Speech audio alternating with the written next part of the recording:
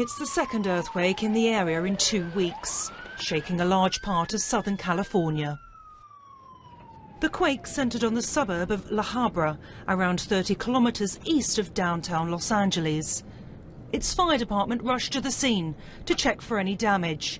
Emergency services reported of gas and water leaks and power cuts to some areas. Public safety officials said crews were inspecting bridges, dams and rail tracks for any signs of damage.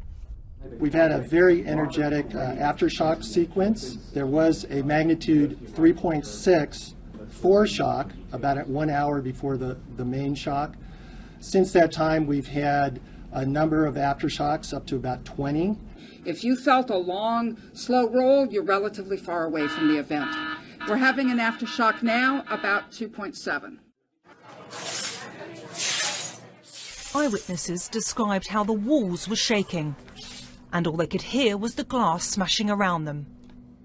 I was ringing up a customer, and I think just suddenly we got a blackout, and the building is shaking like crazy, you know. So, and then I just screamed to everybody, just get out from the store, you know, because everything fell apart from the wall, you know. I can hear the noise.